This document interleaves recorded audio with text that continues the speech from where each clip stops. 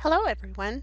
It's a beautiful day here at the BYU Family History Library, and today we'll be talking about how to handle hints effectively in Ancestry, FamilySearch, MyHeritage, and FindMyPast. Let's get started. Let's start in FamilySearch Family Tree. I'm signed in here and I have a family that I've been working with up on the screen. Right here is the blue icon that indicates that Frances Sarah Nichols has a record hint. So the first thing I do is go ahead and open up the details page. The very first thing I like to do is go ahead and review the sources that are attached to the individual. I have the 1900. There are 5 sources attached to Frances Sarah Nichols: the 1900, 1910, 20, 30, and 40 U.S. Census. Let's go ahead and go back to the details page and click on the record hints right here on the right hand side. This particular hint has to do with Frances Sarah in the United States Census in 1910. So let's go ahead and look at the details on that. So let's go ahead and look at the hint in a closer detail. And this particular individual, it was living in Texas in 1910, and I know for sure that my Frances Sarah Nichols was living in Arkansas at the time with her husband James A. Smith, but let's see here, but these are not their children. So I can categorically say that this is not my individual. So we'll go ahead and mark that as not a match. And I've added my reasoning for it. And now we'll go ahead and go back to Frances Sarah Nichols's details page. And one of the things that I want you to remember is that you are smarter than a computer, and that you'll be able to see patterns and recognize individuals in records that the computer is not going to be able to recognize. On the right hand side there are research links, and we just clicked on FamilySearch, and the very first thing it brings up is Frances Nichols in Sharp County and getting married in 1900 to a J.A. Smith. I really think that this is the couple that I've been researching. Let's look at this record a little in more detail. So we click on Frances Nichols, and Reeds Creek, Sharp County, Arkansas is where I know that they were, but there's no image available. So let's see what else we can find out. Okay, right down here at the bottom you can see that this came from a Family History Library microfilm 1290003. And if you look up here it says GS film number, and it has the same number. Now this doesn't always happen. This is a rarity, but when you find this, if this link is available, always go ahead and click on it first to find out if it will take you to the record. Well, I can see that it's taken me to some of the records, and every one of them have a camera next to them. So let's go ahead and put in Frances Nichols and see what comes up. Okay, here's Frances Nichols married to J.A. Smith with an image next to it. And here's their marriage record, and this is definitely the individual, the couple that I had been looking for. And so we want to go ahead and attach that to Frances in the family tree. Let's go ahead and look at Ancestry to see how to filter their research hints. Right up here is my shaky tree, and if I click on it, it has the most recent hints that have come out, and I want to go to see all recent hints, and I have several trees, and so I'm going to just choose one and we'll take a look.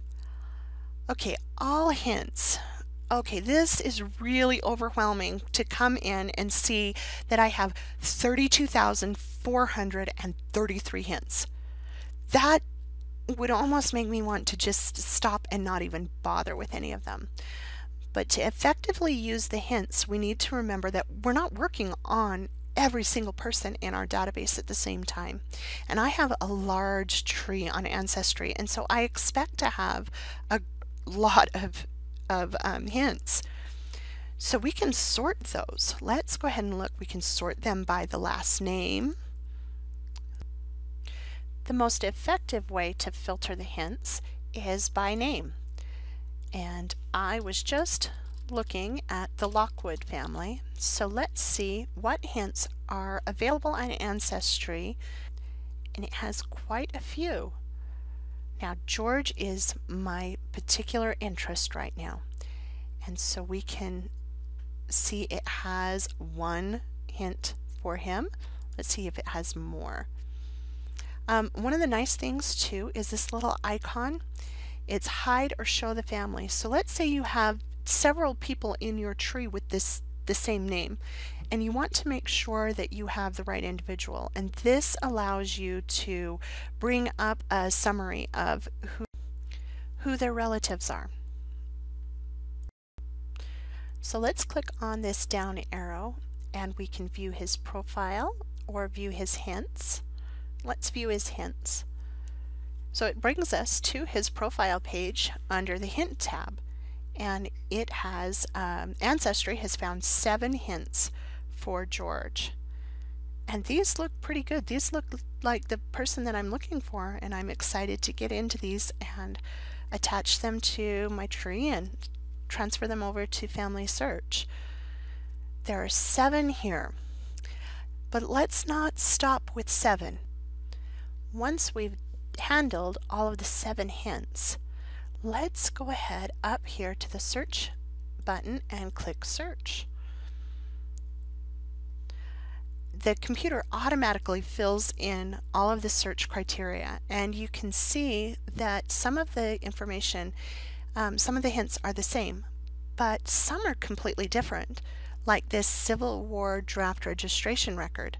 For some reason, the Ancestry computer did not give that to me as a hint, but by clicking on the search after I've looked at the other hints, I found this great record.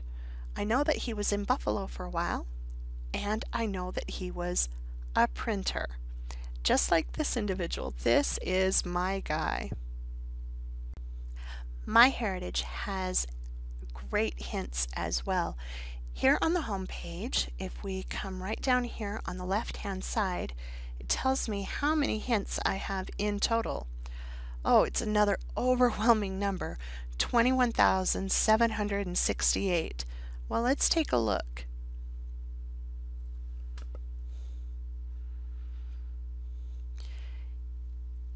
We can sort these by whether they're pending, whether they're new, whether they're confirmed or rejected. We can sort them by the number of matches or the collection name. So we can also, right here on this tools symbol, we can also filter the hints to show like just census records and things. Let's see what that looks like. It's got all of the census records that I would need. I can also filter it by newspapers and yearbooks and other things similar to that.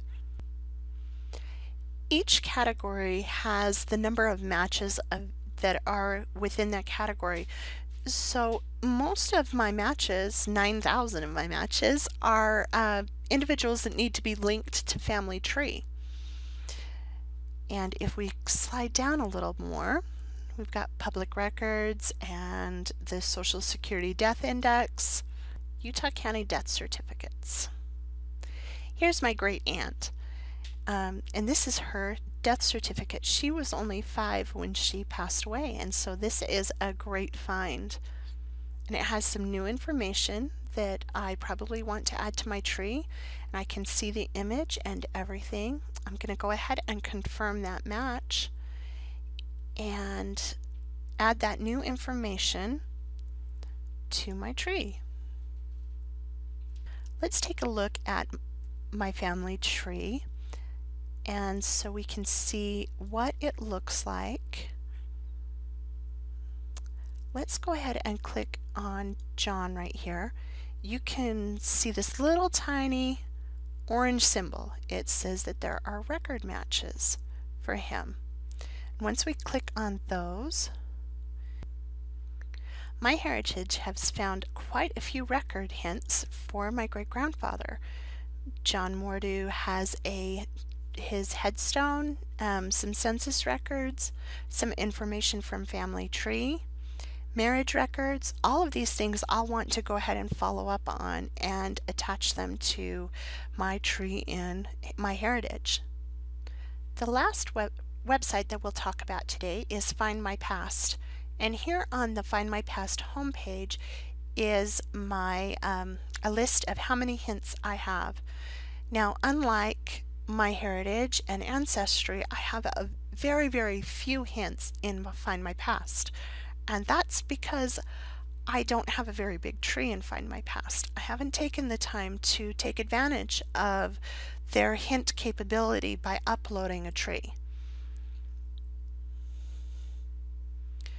So when we click on to the view of the hints, it shows each one of the hints for me.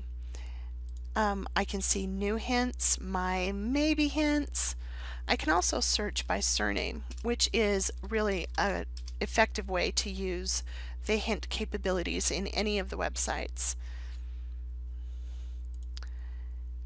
I have quite a few hints for Jane Henson, my great-great-grandmother. And each of the hints has a little icon next to it talking about what it is. These are vital records and civil birth records. This has been a brief overview of effectively handling hints in Ancestry, FamilySearch, MyHeritage, and FindMyPast.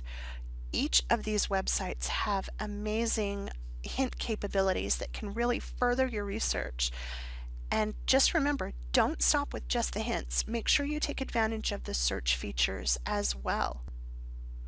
Don't forget to visit our BYU Family History Library homepage for more information about our Sunday classes, our one-on-one help, short videos on a variety of topics, and in-depth webinars. Thank you and have a wonderful day.